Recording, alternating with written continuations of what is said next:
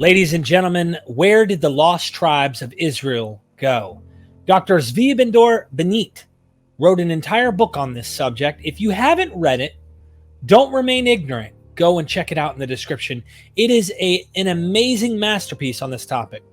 After the Assyrians conquered Samaria and the lost 10 northern tribes scattered, where did they go? Did they still exist? Or are they lost to history? Are they a complete myth? And when Jeremiah and Isaiah prophesied that they would come back after the Babylonian captivity and they didn't, what happened? This myth of the lost tribes of Israel has been with us for millennia. What happened with Paul in the first century? Second Temple Judaism, Judaism after the temple's destruction in Rome, Christianity throughout the millennia, and of course down into the 1500s, British Israelitism, Hebrew roots movements, if you will, the Black Hebrew Israelites. All of these different groups are using the same mythos. Even the Israel-only preterists want to harp back and assume literal Israelites is only the focus. Well, what's really going on? Thanks to Jason DaCosta for quoting this on Wikipedia. I found the scholar and I brought him on the show. Let me know what you guys think in the description.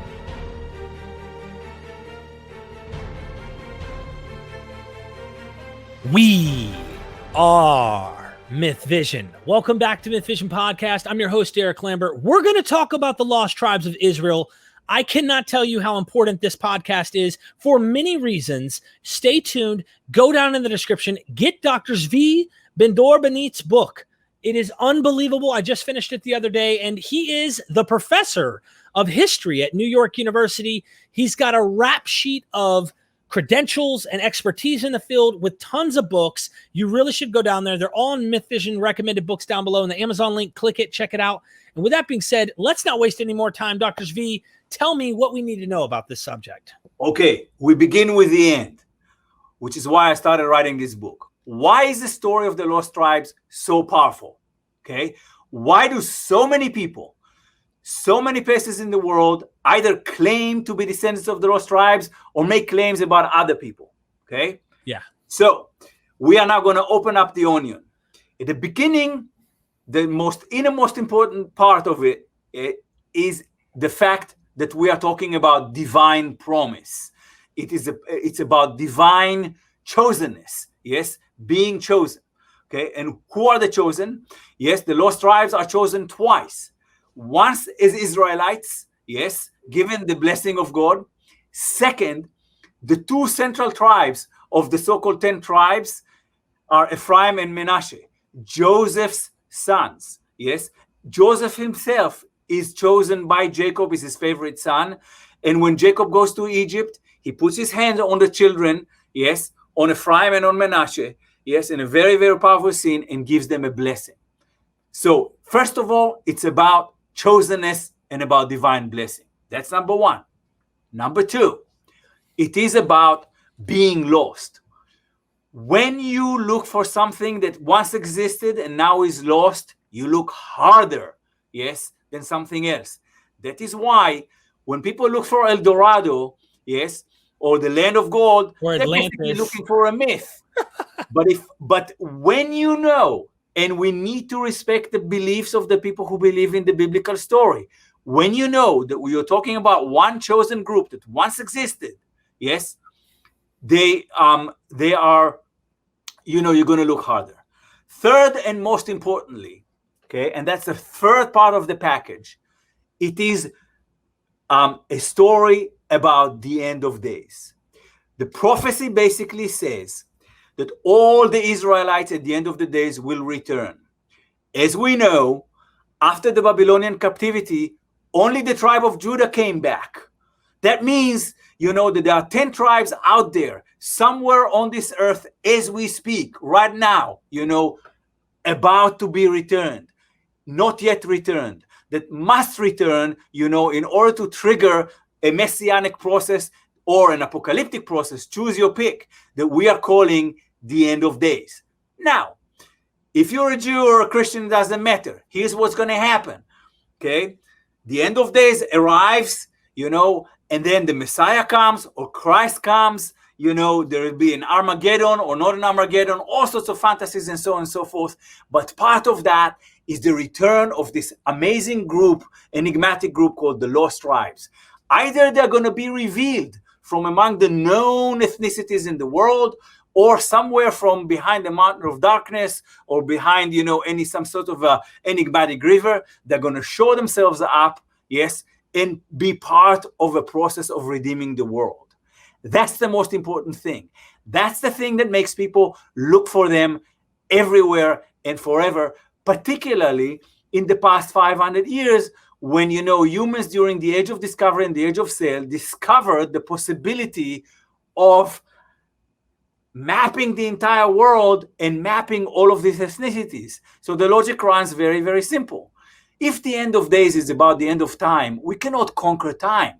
But if the end of days is also partly about, geography, we can conquer geography.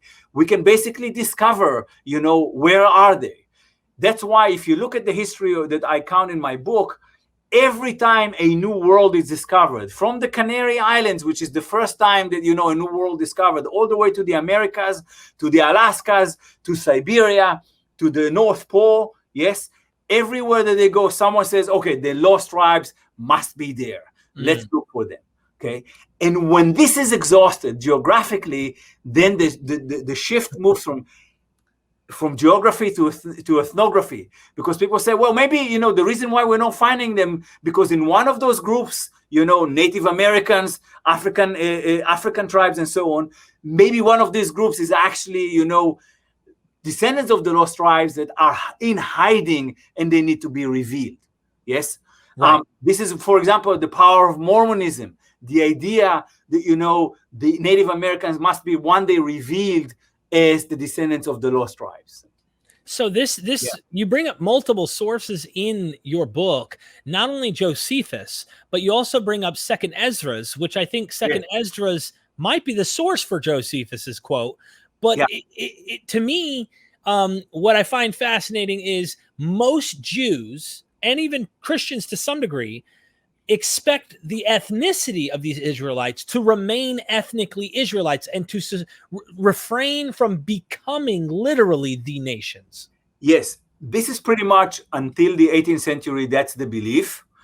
And I say until the 18th century because in the 18th century, I found a letter to the editor that someone in London writes, and their editor writes, he says, where are the lost tribes? And he says, well, I think they have been heathenized. In other words, they went through some cultural transformation. But there are people who believe, yes, that the lost tribes basically are somewhere intact, okay? Separate, part of this world, yet separated. Right. Now, there are two issues why, people cling to that kind of a belief. The number one is, and I think you find it in Josephus as well, and in Esdras and in others, is the hope, okay? You suffered a great calamity at the hand of the Romans. The Romans came, destroyed your sovereignty, destroyed your temple, killed a lot of people, and so on. So what do? You basically says, look, it's not lost. There are a lot of other Israelites out there, okay? Somewhere out there are a lot of Israelites. And if you look in the Middle Ages as well, and if you look at the literature, even in the Talmud and the Mishnah, there's always this comfort that there are somewhere out there, many, many more other Israelites. Okay, so that's number one. Then there is what I call a theological comfort, okay? The idea here is that the lost Israelites, the lost tribes, develop theologically according to the divine plan, as God designed it for humanity. Now, here's the tricky part. If you're a Jew, you basically say, okay, when we find the lost tribes, we will discover that they have evolved theologically the way we did. In other words, they converted the sacrifices of the temple into prayers. They created synagogues. And they basically behave exactly like us because this is what God wanted them to do.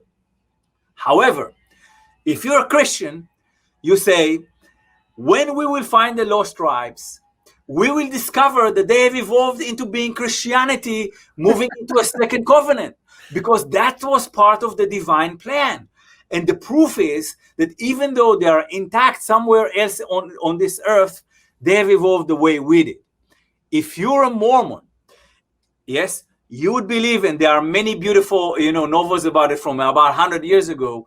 You would find out that the lost tribes are somewhere in the North Pole, yes, and they have evolved into a religion that is basically akin to, what Mormonism was at the beginning, basically a Christian American denomination that is based on the idea that the lost tribes have arrived in America with the tablets and so on. Okay, so everyone basically, and I can go into even inner Jewish denominations as well that are part of this debate.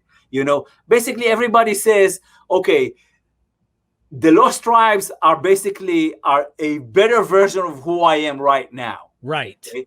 Because they have evolved into this. It's an idealized form of that. For instance, the Jews in the Middle Ages believed that the lost tribes are very military people. Okay, very strong. Why? Because the existing Jews in this revealed world were weak. Okay, no army, no nothing, belittled minorities in Europe and in Asia. Okay, if you're a minority, we're talking about multitudes of Israelites. If you're militarily weak, we're talking about people who are militarily very, very strong. Yes, precisely the opposite of who you are. And by the way, I mean, in many of those myths even in the 19th century, the lost tribes are depicted by Jews as people who are giants. Why? Very simple. If you look like weak and feeble like Woody Allen, you want to look like actually like a gladiator. You imagine the other half is someone who is incredibly physically strong.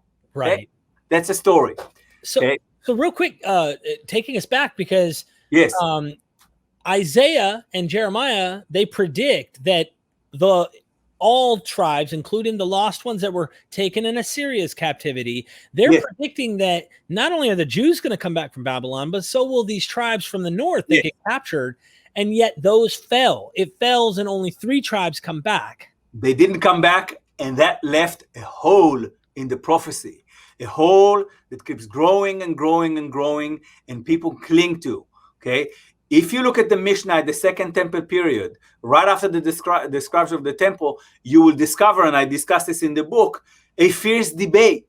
Are they coming or are they not coming? Where are they right now? It means that people were obsessed with this idea because, something only is partially fulfilled.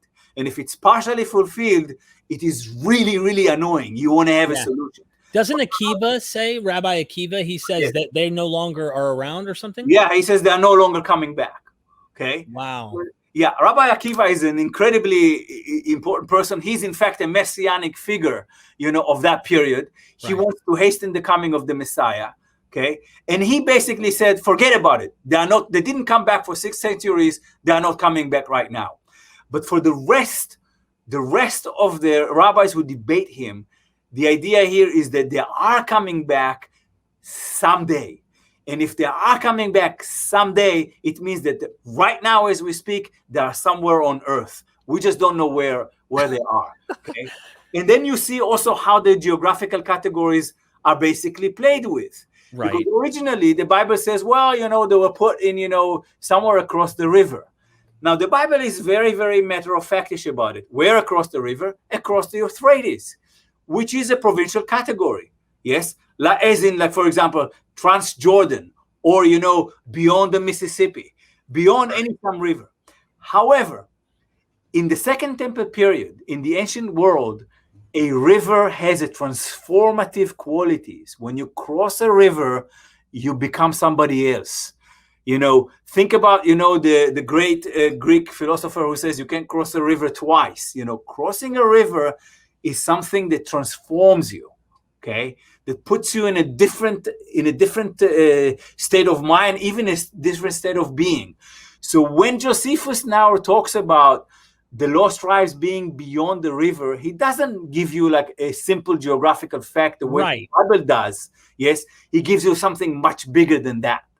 Okay, much bigger than that. And beyond the river is no longer the plain Euphrates that we all know. It is a much more mythical river that, once you cross it, you're being transformed. Well, it's depicted really well the way you describe it, and there's so much I'd love to cover here. You discuss this river, and you say that it will not stop flowing until the Sabbath, right? Which is this rest day. But even that is mythical, because it's not like, oh, on Saturday we're going to go over here and the river's going to stop flowing. Like, they can't come back across till exactly. But here's the thing about that. This is that river, or the river Sabbaticus, as they call it. In Pliny and in others, it's an interesting thing. In my opinion, that story about a river that flows for 6 days and then rests on the Sabbath is a completely independent myth. Has nothing to do with the lost tribes. Okay. Now, why are they married together? Because you need to explain why they are not coming back. And then someone says, here, I have a perfect solution to the question, why aren't they coming back? They're not coming back because they're beyond that river that throws stones for the whole week. Yes, and it's too stormy for the whole week, so you cannot cross it. Yes, and it rests on the Sabbath. But these lost tribes are such pious Israelites, that they would never cross a river on the Sabbath. Okay, wow. And here you have a perfect solution as to why they're not coming back.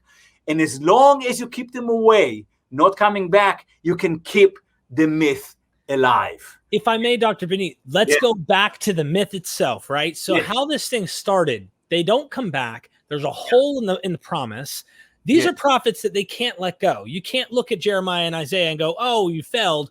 So they have to fix the problem, like Daniel's trying to fix Jeremiah's 70 weeks problem. And so what we have is this promise they're going to come back. Do we know who they were and where they went, and when did they disappear from actual history? In fact, we do. Let's see if we can share a screen. Please. So first of all, here's the thing about the concept of 10 tribes. We know that there are 10, yes, but we don't know which 10. But let's now talk about the 10 tribes as one entity known as the 10 tribes. It is mentioned in the Bible only twice, and not in the context of the exile. Yes, in fact, in 1 King, in 1 King 11:30-32, we read that Solomon became a sinner. King Solomon became a sinner, and God decided to tear the land apart, and create 2 kingdoms, leaving Solomon with 2 tribes. We know that one of them is Judah. We don't know who are the other one. There are debates. And taking 10 tribes, to create a northern kingdom and give them to someone by the name of Jeroboam. Okay, so in 1 King 11:30-32, we read that Jeroboam basically is going outside of Jerusalem and he's wearing a new dress, and then the prophet shows up, tears his dress into 12 pieces, gives him 10 pieces. It says, so said the Lord, I'm going to give you your own kingdom. Yes, I will give you the 10 tribes to thee. That's the first time that we hear the term 10 tribes. Okay, we never hear it again. The second time that we hear it, is basically when the prophecy is repeated. Yes, and it says here, I'm going to give you 10 tribes, and only 2 should be remaining in the past of the Davidic house. Now, that Jeroboam, who in the Bible is known as the founder of the northern kingdom, or the kingdom of the 10 tribes, is a sinner himself. Okay, so the same prophet Ahiah shows up and says, so said the Lord, I will bring evil upon the house of Jeroboam and will cut. But basically he says, I'm going to destroy this kingdom because you were sinners. Now that doesn't happen for 200 years. And when it happens, it doesn't we don't know if it happens because of God's prophecy or not. Fact of the matter is, the kingdom of Ephraim, or the Ephraimite state, yes, which we know in hindsight as the kingdom of the 10 tribes, is being destroyed. And how it is being destroyed? It is being destroyed because there is a rising power in Mesopotamia, centered in the city of Nineveh, yes, called the Assyrian or the Neo-Assyrian Empire. Mm-hmm. That empire expands in the ancient Near East, And already in the 9th century, in the 10th century, it makes several expeditions into the Levant. In other words, into the territory, yes, known today as Lebanon, Syria, Palestine, Israel. Okay, they make several excursions there. And in fact, King Ahab is able to preside over a coalition of smaller kingdoms, yes, that actually pushes them back and keeps them at bay for a while, for another 100 years. But in the year 721, after several successful expeditions that tear the land piece by piece and exile a lot of other peoples as well, the capital of Samaria, which is the capital of the northern kingdom of Israel, which we know as the kingdom of the 10 tribes, is being sacked by Sargon II. Okay? Now, first of all, what's the story with the exiles? The Assyrians were fond of deportations. When they went to a territory, and they did it in Damascus, and they did it in other kingdoms as well, and they sacked it, they removed the elites. When they removed the elites, they destroyed the backbone of the society. They left the peasants there and the merchants there so the economy can be revived quickly and the people can pay taxes. But the elite that could mount a national rebellion or something like this against them was removed and settled elsewhere. Okay, they do it, and even the Bible admits that that's what they do. They bring people from different places. Archaeologists basically identified deportations as one of the most important tools of creating the Assyrian Empire. It provides stability, yes, into the provinces that they were created. Yeah, it was a form of punishment and deterrence against, rebellion. Yeah, and in fact, the deportees, served as agents of the empire in the places where they were now exiled. Okay, now, did the Assyrians exiled, in the entire Middle East, somewhere between 1.5 million to 4.5 million peoples. Yes, but did they exile entire nations? Absolutely not.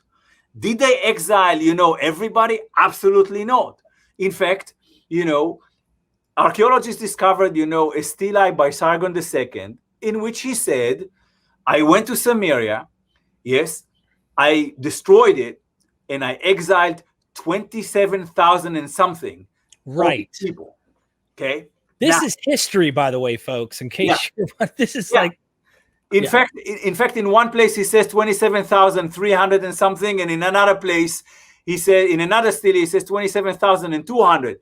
And I think that mistake suggests that actually it rings true. Because, maybe they were my mistake in one digit. Now, and by the way, I have it ready when you're ready. Please, let's go back. Let's go to the Assyrian Empire. To the map of the empire itself. Okay, is this it? Yeah, that's the first globalization. Okay, now, did he exile the entire kingdom of the lost tribes? Absolutely not. That's against imperial logic. Okay, now, who has an interest to say that the mighty Assyrians did exile everybody? I will tell you who. The authors of the same narrative, of the same story, that put their own spin on it, who sit in Jerusalem. Sargon has two goals. Sargon II, the emperor of Assyria. He has two goals. First of all, he wants to punish people, and he wants to show that he is really, really important and mighty. Okay, he knows he can't exile an entire nation. He exiles about maybe 7 or 8% of it. Scholars and archaeologists estimate that there were about 300,000 people in the kingdom of Israel. Yes, and about 100,000 in the kingdom of Judah. If you calculate how much water and calories, they support, these are the numbers. So maybe he exiled 10%, the elite. Now, if you read, by the way, about the Babylonian captivity, you see that Nebuchadnezzar exiled, only the blacksmith and the aristocrats. Why the blacksmiths? Because they make the weapons. Yes, and the aristocrats because they are the elite. These are the people whom he exiles, when he sacks Jerusalem in 586. Now, the people in Jerusalem, the scribes who write the Bible, they don't care about, the mechanisms of empire. They care about the vindication of God. and they wanted to teach people a lesson. And what they say, you see, you remember that they were sinners? Do you remember that they built the golden calf? You remember they sinned against God? So this was their punishment. Now, if you're in the Syrian Empire, you can do a partial work.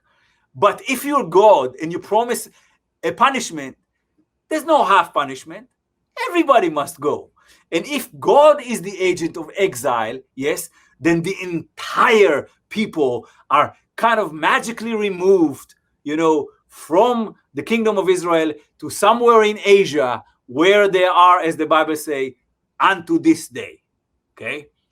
And the scribes of the Bible, in order to corroborate that, they plant a key verse in the book of Deuteronomy where it says, I'm going to send them away to another land. Remember that, Derek. We're going to come back to it in a minute.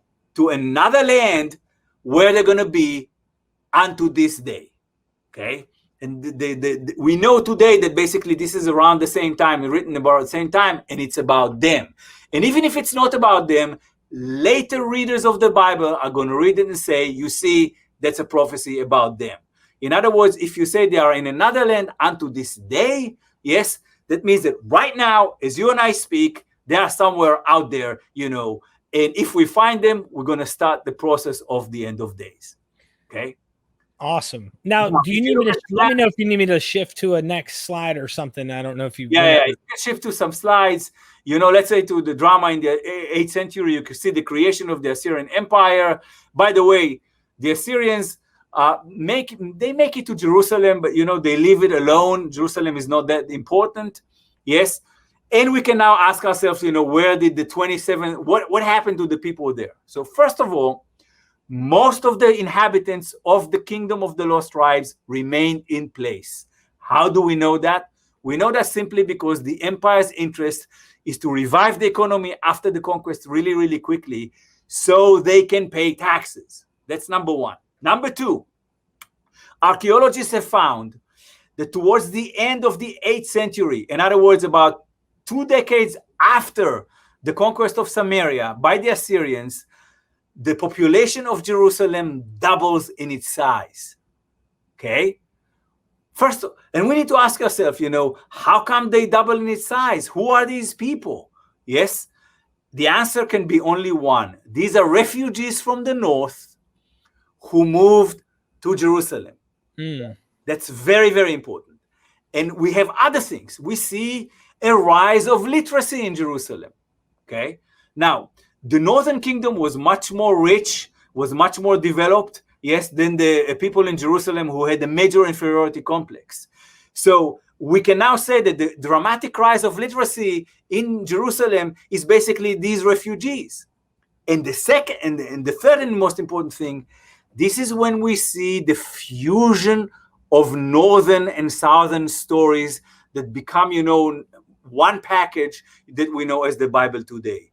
Because those refugees, when they come to Jerusalem, they bring stories about the north. They bring stories about the glory of Ephraim. They bring stories about the glory of Joseph. They bring stories about the northern patriarch who is Jacob.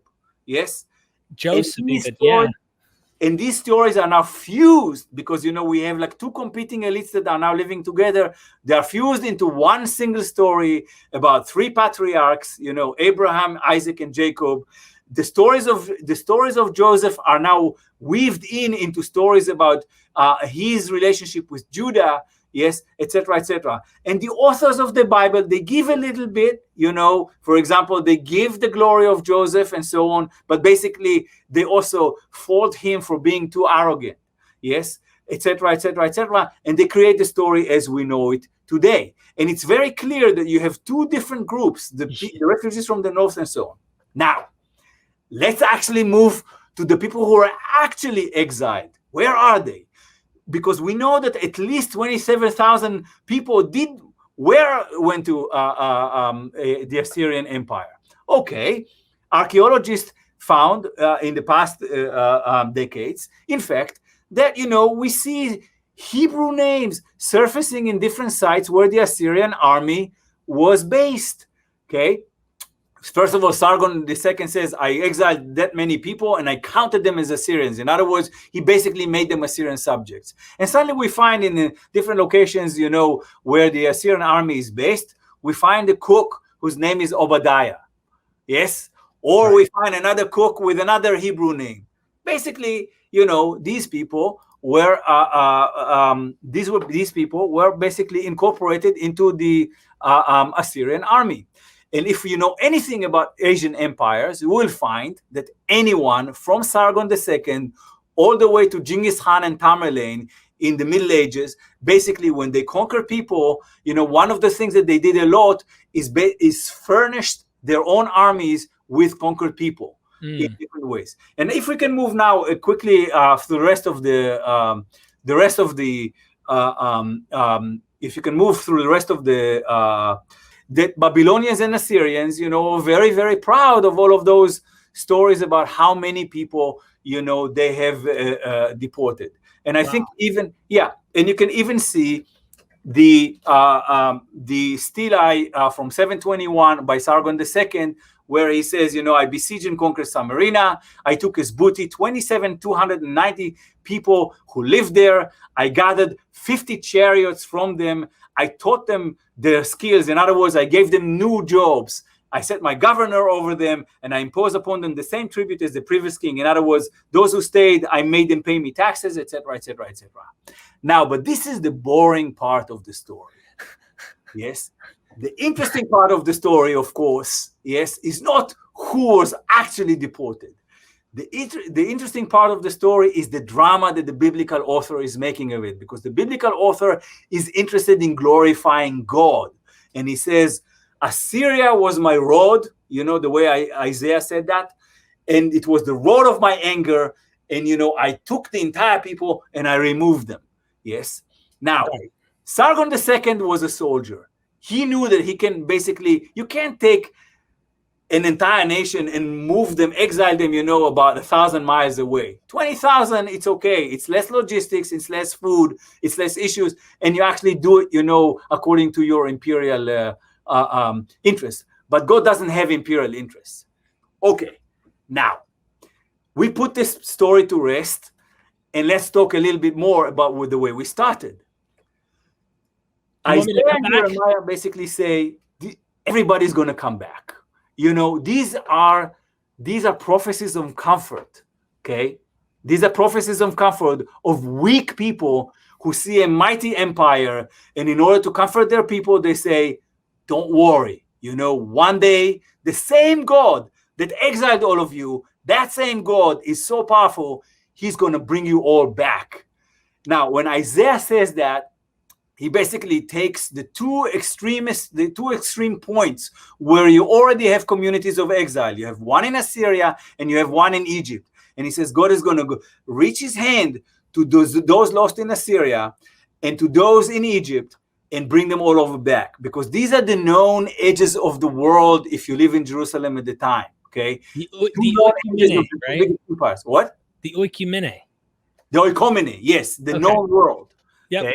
And by the way, there's a little game here, you see, because when you say the end of the world, today we mean the end of time. But at that time, you actually mean the literal edges of earth or the world as you know it, okay? Because your knowledge, your geographical knowledge is basically the knowledge of the empire. The empire is the one who unites all of these territories. Yes, the empire creates all of this stelae about its glory and all of these things. And Isaiah is a major consumer of all of this Assyrian propaganda. And what he does, when he takes this Assyrian propaganda, he says, it's not the Assyrians, it's God. This great empire, it's not them, it's God. Yes? Now, if you know anything about successful empires, successful empires, there's always the idea that, basically the reason that they are so successful is because God is behind them. Mm-hmm. Okay? There are very few empires that didn't really believe that, or didn't use that. But it's a very, very powerful argument. Someone comes in. Josephus does that with Rome. Yes. Yeah, and it picks with Alexander. Why did I conquer all of these people? All of these peoples? Why did I conquer this huge piece of land? God is behind me. Yes, or in fact, I am God, I mean, this is why Alexander was deified. Roman emperors were deified. Augustus became a divinity himself, etc., etc., etc. Okay, we make gods all the time. Okay, Yeah. Now, let's move back to where to the Second Temple period. The Second Temple period ends the biblical period. The biblical Judaism as we know it, biblical Israelism as we know it, is over. And now we are left with a question. And both Christians and Jews, being neo-biblical religions, in other words, religions that are based on the Bible, become now obsessed with the fact that one part of them is not there. Okay? And again, as we begin by saying, this is about, a body of the Israelite nation that is not with us, but must be with us, yes, in order for the messianic process to be complete, yes? Now, and then you see the debates. And at some point you see, particularly when Christianity becomes more and more stronger and more dominant, you see the migration of the obsession from Jews to Christians, okay? In the Middle Ages, it's still very, very weak. But suddenly, when we move to the Age of Discovery, you see an explosion about debates about the lost tribes, because Christians read the Bible as well. And in fact, in the Age of Discovery, this is the moment where a lot of people, there's a rise of literacy in Europe. The Bible is being translated into English and into German and into other languages. Many, many Europeans read the Bible for the first time. And they ask themselves, okay, where are the lost tribes? And then there's a little trick there. Okay, remember that we said in Deuteronomy there's a verse says another land. Yes. Okay, another land in Hebrew is two words, Eretz Acheret, and it basically means another land. Yes, but already in Second Ezra and in the Second Temple period, it becomes a mythified kind of land. And because, the people write in Greek and they don't know Hebrew, they don't understand that it means another land. They basically think that it's one word and it's a name of that land, that it means, Arzaret. Yes. Now, if you can go to the, if you can go to the map, okay, by Abraham Ortelius. Okay. Now, Abraham Ortelius is a major geographer / cartographer in the 16th century.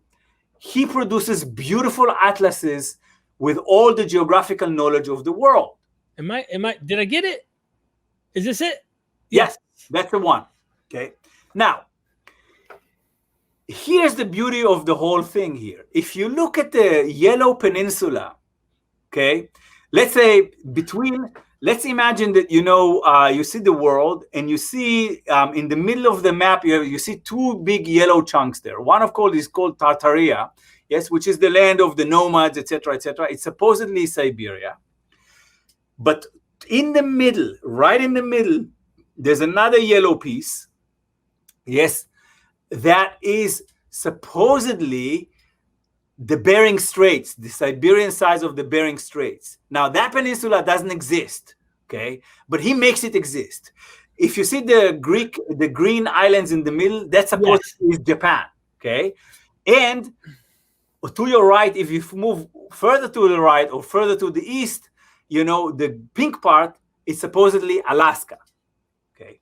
Now, we can see what he wrote there, but in the middle there, he writes, this is Arzaret, yes, which is the land of the lost tribes. This is where the lost tribes were exiled, and they are there until this day. Okay, this is a very serious cartographer, a very serious scientist who otherwise produces very accurate, maps, of the world in his time, based on the geographical knowledge of this time, which is streaming into Antwerp, where he lives. Yes, it's a superpower of geography in that period. Okay, but why does he create a fake peninsula at that particular location? Okay, two things. First of all, as a believer of the Bible, he believes that the lost tribes must be out there. Second, he already knows that most of Asia has been mapped. Okay, so if we know everywhere in Asia, in East Asia and in North Asia, we need to put them in a territory that is in the most north and in the most east.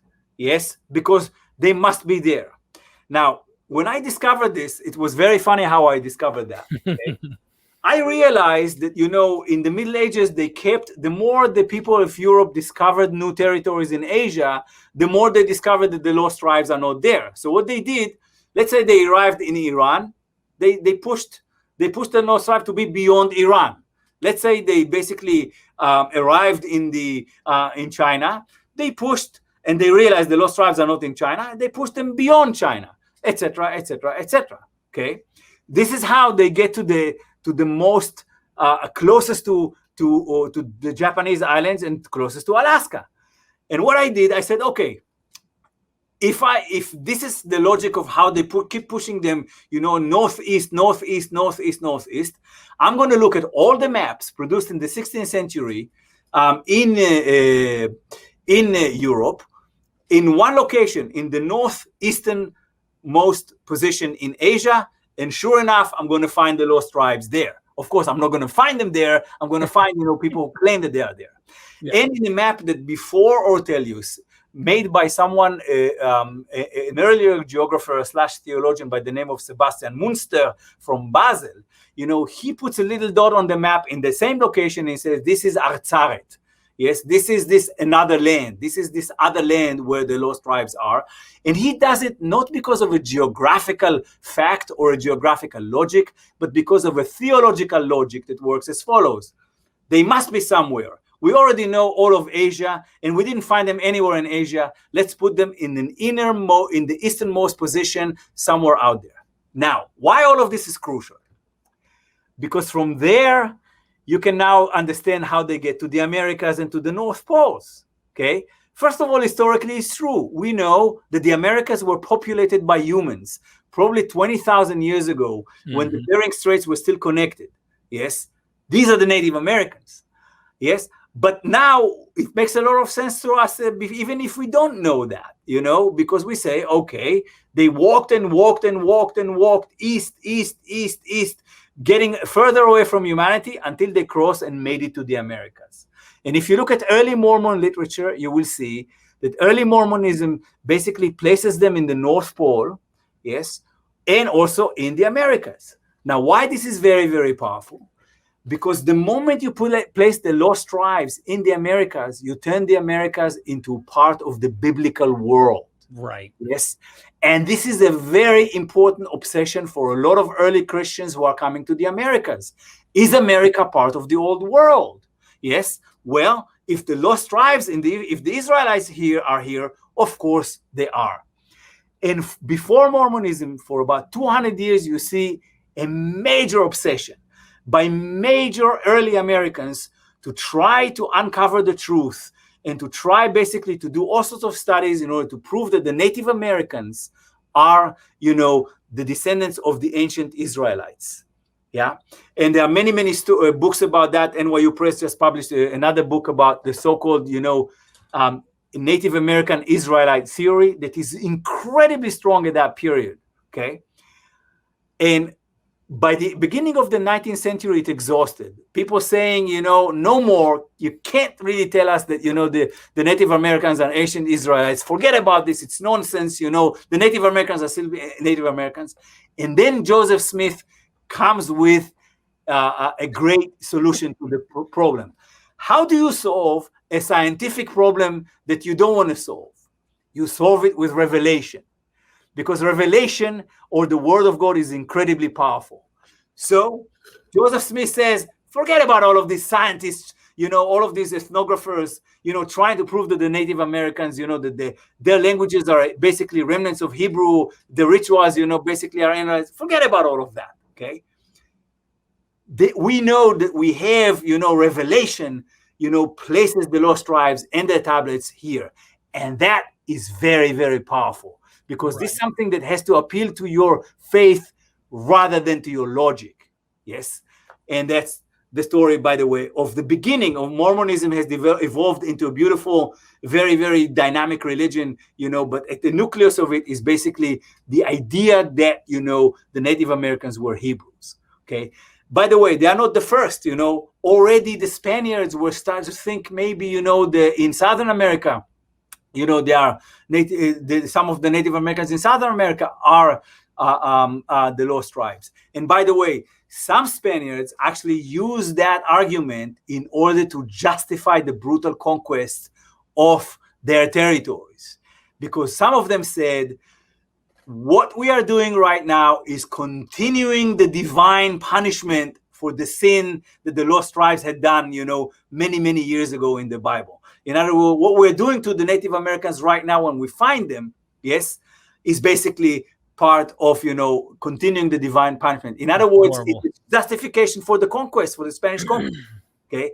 Now, for all of those people who are trying in the north of the United States, in the northern part of America, who are trying to find out why the Native Americans are, the descendants of the lost tribes, it's not about that. It's about restoration. Why? The Protestants come here and they want to convert the Native Americans into Christianity. Now, if the Native Americans, in fact, are ancient Israelites who lost their ways, what you're doing, you don't convert them to Christianity, you restore them to the true religion. And that is much more noble. And not only that it's much more noble, this is something that you can reconcile with the idea of religious liberty. Because you're not really changing their religion, you're restoring them to what they were before. Okay? And that's much more easy to understand, by people who are basically moved to this land because of religious persecution, and they're coming in and they want to do two things. They desperately want the American continent to become a biblical land.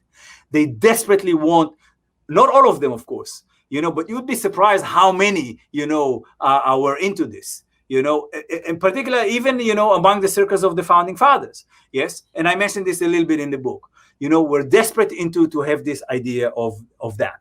Now, with the spread of the British Empire in particular, because the British Empire is a Bible-reading Protestant empire, you see the same logic, the same obsession, and the same desire to find different ethnicities in the world, to discover them as the descendants of lost tribes, wherever the British Empire is going, in Africa and in India. Let me give you a very simple example about Africa. In Africa, Livingston, the most important priest and traveler, and who is credited with finding the origins of the Nile, he writes a book, about his travels in the Zambezi River. Okay, and he says this place is full of people who are looking for the lost tribes. They are worse than the tsetse flies. Everywhere I go, I see all of these people who are obsessed with the lost tribes. He also, of course, is obsessed with different things. He's obsessed with capitalism, commerce, and Christianity. Yes, and of course with the origins of the Nile and the Zambezi. Which are very, very earthly things. But he complains in his book that he finds a lot of people who are traveling, trying to find the lost tribes. Now, what are these people trying to do? They're trying to find a different African tribe and say, you are the ancient Israelites. And once we reveal you as the ancient Israelites, we can start the process of the end of days. Now, it is a major justification in their eyes, yes, for the existence of the British Empire. And another thing you can see in England at the same time. Isaiah said that the lost tribes one day are going to become, go to the islands of the sea. So people saying, yes, you know what? We are in fact the lost tribes. We are blessed. We are the divine blessing. Yes. The reason why we're such a powerful empire is because, we are the fulfillment of this prophecy.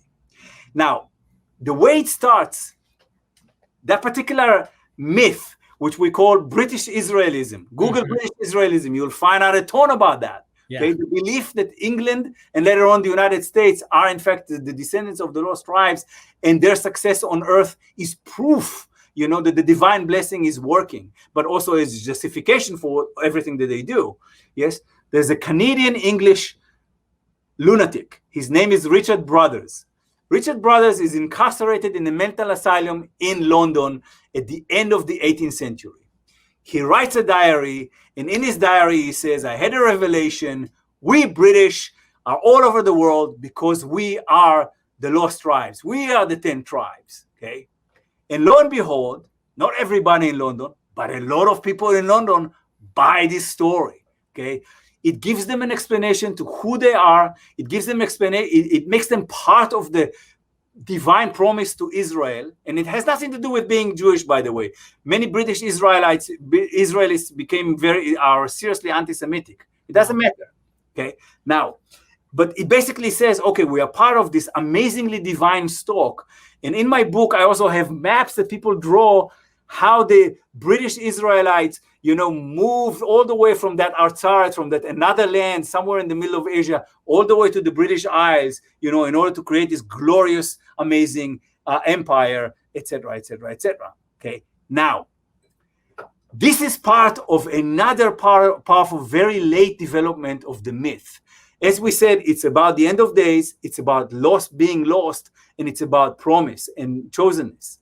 But right now, it also becomes about an identity, because you can acquire an amazing identity of, glorious people that once existed. And we cannot take this lightly, because around the same time that the British Israelites, or shortly about maybe several decades later, another European people adopts an identity about, a glorious tribe that hailed from Asia and came all the way to Europe and create this amazing nation, okay? Some people, not a lot of people, in Germany has developed the Aryan myth, saying that the Germans basically are and the Scandinavians are descendants of this great Aryan nation, that existed in Asia and migrated to Europe, and it's an amazing race, etc., etc., etc., etc. Now, that myth that in the 19th century, few lunatics are like playing with it, becomes a very powerful element of the identity of the Third Reich under Nazi Germany. Now, British Israelism is very, very different, but it has, in the 19th century incarnation of it, it has the same element of European people who are adopting a powerful story of migration, yes, of a chosen race. Now, if you think about the Bible, one of the most important stories and the most potent stories of the Bible is the story of Exodus. What is the Exodus? It's a powerful story of migration, of becoming a people through migration, of transforming into a people migration. Now, I am not saying, and it should be clear to our listeners, I am not saying that the story of the Exodus or Aryanism or, British Israelism are the same story. Right. Absolutely not. But it is about acquiring an identity to a people in a way that justifies and explain what they are doing at that particular moment. And didn't they apply it as fulfilled prophecy, kind of like the Hebrew Israelites? You were on the show Dagger Squad with my friend Garfield. He deals with the Black community in America, and he says they say when they were enslaved, they were the Exodus, reliving this prophecy. Absolutely. Right. Absolutely. Because what this story does, and this is why I respect the people who believe that, it gives meaning. Yes, it gives meaning. Who are we, to belittle the meaning and the comfort and the hope that people find in the story of the Exodus? Okay. Now, even more than that, if you are uprooted, yes, being uprooted means loss of your identity. One needs to find a new, powerful story. Yes. And then, out there, the Bible offers you an incredibly powerful story. It's a story about people who are punished and uprooted and went somewhere else, by God, but somehow preserved their identity, found their religious identity, yes, and held together. It's about hope. It's about identity. It's about meaning. And that is why you have a lot of people in the United States today, yes, who are espousing this for different reasons. For example, different Celtic groups, different white supremacist groups, take the part about, Anglo-Saxon glory. And they say, this is who we are. Okay. This is what they take out of it. They take this idea of, great conquest and so on. And by the way, there's an interesting game there. If you remember in the Bible, there's a moment where, Jacob blesses Menashe and Ephraim. And Menashe is the older tribe. But Jacob puts his hand this way. Okay. He says the younger will be greater. Now, if you look at, British Israelite literature, you will find that until the end of World War I, England is Ephraim and the United States is Menashe. In other words, the United States is the lesser brother. Okay. After World War I, when in fact England is in decline and the United States is on the rise, suddenly the literature changes, arguing that the United States is Ephraim and England is Menashe. Okay? This shows you how the myths can be reworked according to that. Now, it is even more potent and more powerful for weakened and belittled minorities, because for them it also sometimes offers, the possibility of revenge. For example, there used to be a guy named Antonio de Montesinos in Southern America in the 17th century.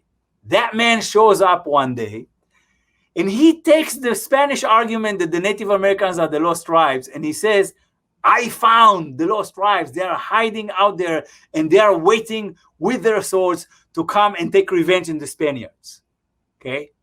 So that becomes a story. It's completely made up, but it becomes a story of comfort and the possibility that we are now the weak, but one day, we're going to take revenge against our oppressors. If I may, Dr. Benite, this is amazing. You have really, wow, we did a good flyby. So Daniel does the same thing when he's pretending to be writing in the 6th century BC, but really it's under Antiochus Epiphanes. He's giving hope to the Jews under this Antiochus Epiphanes persecution that, hey, this is the fulfillment. This is happening in our day, but it doesn't happen. And then it gets pushed, and then the Christians start to borrow it. Now, my question is this. This is where we get to all the things you talked about are important and valid to what we're going to do. And for anyone who wants to explore this. But the Apostle Paul is this enigmatic, strange character who's quoting Old Testament. Sometimes he's quoting that the nations, like other nations other than Israelites, seem to play this role, like in Romans chapter 15, he's quoting. And then in Romans 9 through 11, he's hitting these lost Israelites. So my question is, since they don't exist anymore in reality, even though they exist in the mind, do you think that it's possible, or how can you jab this? Is Paul thinking, this Greek and this Phoenician and all these people in Rome, while simultaneously Josephus is saying, no, there's only 2 tribes here and the rest are out here in this beyond the river out here. Is Paul thinking these are lost Israelites? Yeah. Okay. I'm no expert on Paul. Right. But, as a tricky Jew, let me connect to his tricky Jewishness. Okay. What is Paul interested in doing? Paul is interested in doing basically 2 things. He wants to take the powerful part of the Old Testament as he lays the theological ground to what would become the New Testament. Okay? So he takes the powerful stories there. But he is also very much interested in expanding the scope of what we mean Israel. Yes? Right. The would-be Jews basically says that the scope of what we mean by Israel is very limited. It means those in Jerusalem who call themselves Jews right now, and maybe some communities in the Mediterranean, period. You can't expand upon it. You can't make it bigger. But Paul understands that there is a universal potential there. So he's struggling to find, other possibilities of expanding the idea of what Israel, the name Israel means. And as he looks around, not in the real map, but in the imagined map of the world, he basically says, look, Just that there are some people out there, who are Israelites, and we don't see them, and we know that they are Israelites. You can be Israelites as well, And Paul is very, very good at, inventing an inner Jew and taking him out. Okay. For example, he's the one who says, you should circumcise the heart. Basically, what is circumcising the heart? The inner Jew or the inner Israelite that is everywhere in humanity that could be circumcised. He takes Isaiah, by the way, who basically says, and you shall circumcise, umaltem et orolat levavchem, and you shall circumcise, the foreskin of your heart. In other words, the bad things in your heart. But when Paul does that, he basically follows this idea, this logic that he develops, that being Israel is something greater than just the genetic biological stock. Yes, right. I've been saying this forever, but for whatever reason, there's a certain crowd of people who use. So the thing is, they argue using the Hebrew Israelite and the British Israelite idea somewhat. Salvation is only for Israelites, and then they claim they are Israelites, so it's for us. They limit it though to only the 12 tribes. So when they go to like Revelation 144,000, they don't believe that there's a scope beyond ethnic Israelites. Yes, that there's no humanity at large picture here. Yes. And here's the other thing about, which is, if we are allowed for making a comment about, history of religions, here's the interesting paradox about salvation. Religions that offer salvation, such as Christianity and Buddhism, they expand because of that promise of salvation for everyone, okay? Religions that, don't offer salvation for everyone don't expand that much, okay? Now, but if they do, they expand through empires and, conquest, etc., etc., etc. But here's the paradox. Salvation is supposedly for everyone. That's why everyone is attracted to this religion that offers salvation for everyone. But you always have to make it exclusive, because if it's for everyone, what's the point? Okay. Yeah. Why gold is so much coveted? Yes, because gold is, a rare metal. Okay. So there is this, in my opinion, there is a little bit of a paradox there. You always, and it's not everybody, but you always want to basically say there is one group, that is more exclusive than the others. Okay, think about, the left behinders. Think about all of those people who basically develop all of these theologies that only few righteous will survive, the end of days wars. Think about all of these theologies that basically, particularly in Christianity, but in Buddhism, you see some similar things about chosenness. Yes, that, basically, everybody can be saved, but only few really deserve to be saved. Okay. That is why, because, you have this paradox. You offer salvation to everyone. It becomes successful. A lot of people buy into your religion, but then you realize, you need to keep salvation somehow exclusive in order to make people more, into the idea of it. Because if into the idea of salvation. Which is why he has like limits, like you get rid of your foreign gods, don't worship idols. You don't have to circumcise. You can eat whatever you want, but you can't do certain things. So it's exclusive. At the same time, it's universal. Yeah. And in to a certain extent, Paul has argued is basically also is at war with a version of Judaism that is spreading and becoming very, very popular. If you think about Romans and you think about Hebrews, he basically says, listen, this other story that other people have been telling you that you've been buying is true, but not the entire truth. We have actually upgraded that. Okay. Paul is, in fact, in competition with other missionaries. I mean, Judaism itself, is spreading around, and a lot of pagans are buying into it, That is part of, his war. When we read Paul, we need to read it in a specific context. And I think you had a guest, Bart Ehrman, he taught me how to read Paul, because he read Paul in the scene. He makes you imagine Paul standing there in a laundry place, standing there in a workplace and talking to people. Now, he's talking to people who already have been buying into part of the story, because they were being exposed to other Jews, who are not, would-be Christians just as Paul, or even to other Christians. Okay.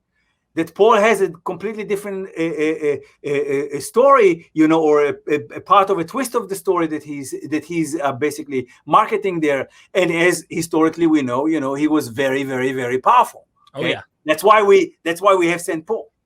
Yeah. That's a fact. This whole thing makes me want to ask you, being an expert not only on the lost tribes, but you understand Hebrew. Yes.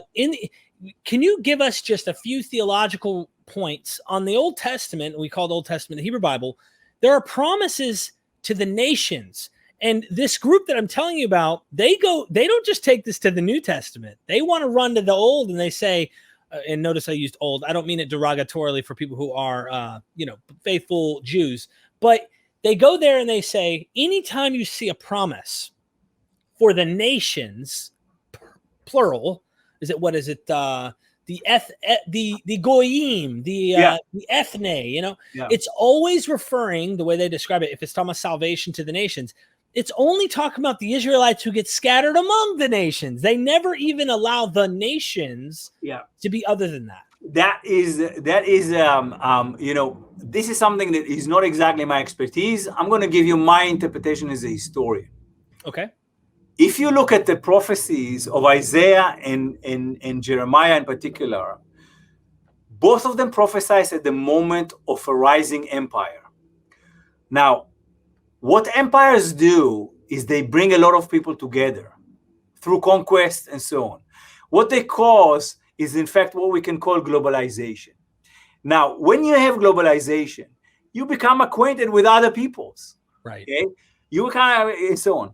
And if you look at Isaiah and in Jeremiah, you see a tension there between two types of prophecies. Prophecies, to the Israel people, to the people of Israel, or to the people of Jerusalem. Okay? But at the same time, universal prophecies as well, because they live in a world that is no longer a world of one national small kingdom with one national God. They live and they need to account for a success of a multinational, diverse empire, yes, that they are part of. And then part of the prophecies is what they call prophecies to the nations, or to the goyim, or to umot ha'olam. And then you see two types of prophecies, and in fact emerges two types of prophets.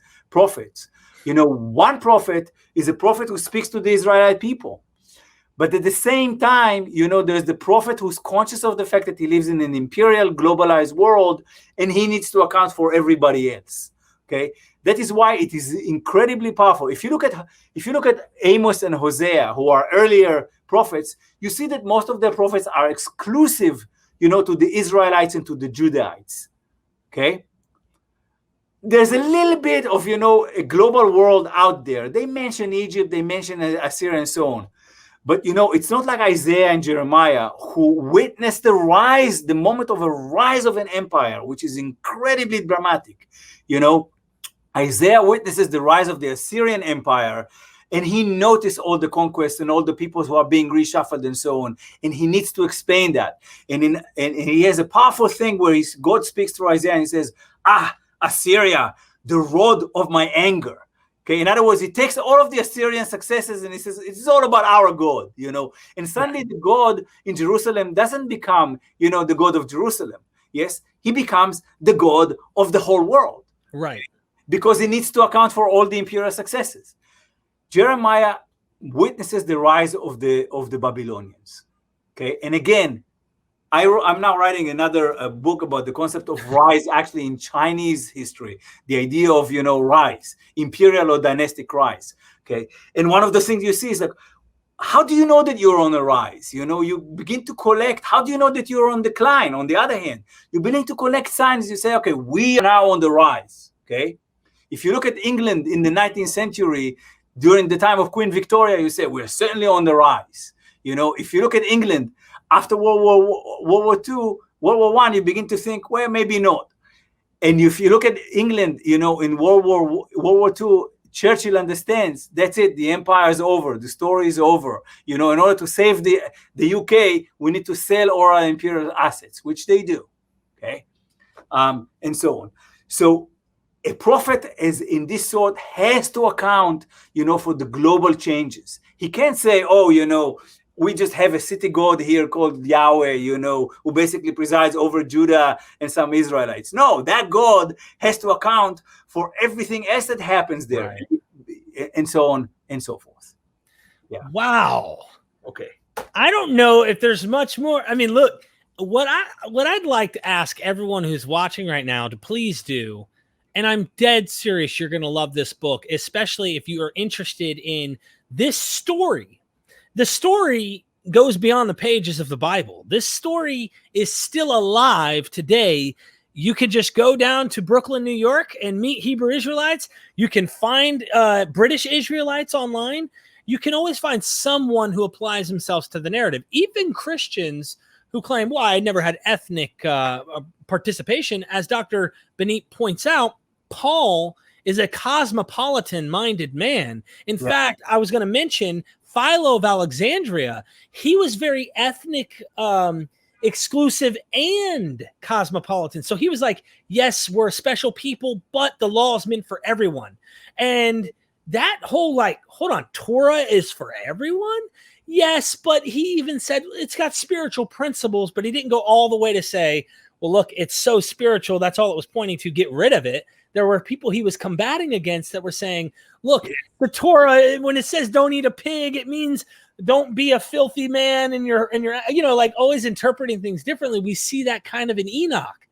Enoch's kind of hinting at, well, the law was pointing towards, these other things, not that the meat itself going into your body was bad, but your activities. So yeah, I don't know, And perhaps we can close with that.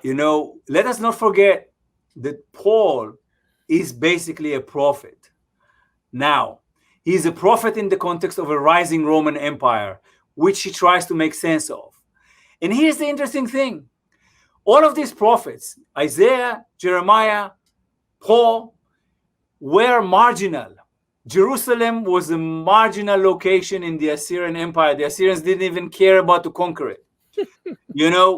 Even the Babylonians at the beginning says, okay, let's leave them alone, until, they made a mistake and rebelled, and then they took over them, okay? So, but these prophets, they sit on the margin and they see this big picture. And precisely because they're on the margins, they can see the big picture, they can see the mightiness of the empire, and they have, this sort of a weird inferiority complex, intending the empire on its head, and says, no, it's all about our God that is making you so successful. Okay. Mm-hmm. To a certain extent, I believe that, Paul is very, very powerful because he writes on the margins of the Roman Empire.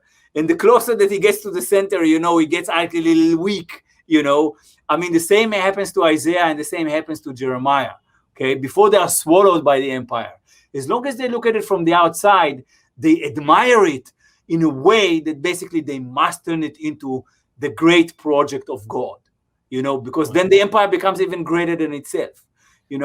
Let me finish with one sentence about one of my favorite, Genghis Khan. Okay. Genghis Khan conquers the whole world, basically, in the 13th century. And after he does that, you have all of those people, Taoist priests, Buddhist priests, Zoroastrians, people, they go to him and they say, we have a great prophecy about the great man who will come and conquer all the world. And we think it's you. And what Genghis Khan says, yeah, of course it's me. He's not going to say no. Yes. And the reason why I mentioned that, because in Genghis Khan, we see the interaction between the great conqueror, and all of these minor prophets and marginalized people. Okay, which we don't see before. Isaiah didn't speak to Sargon II, but I believe that Sargon II would buy every of Isaiah's prophecies. Of course, I am the rod of, I'm the powerful of God. This is what Cyrus says. Yes, etc., etc., etc. Okay. Wow. Dr. Benite, this was amazing. Dr. Benite, this was absolutely fantastic. Thank you so much, ladies and gentlemen. Go down in the description. Check out his books on Amazon. Please do so. I hope we can do this again in the future, if you don't mind. Yeah. Let's have another debate. Yes. Let's find the lost tribes again. Let's find them again. Ladies and gentlemen, if you're lost and you're trying to find your way and you're asking yourself, who am I? I can tell you. You can just join us and find out real quick. We are MythVision. Yeah.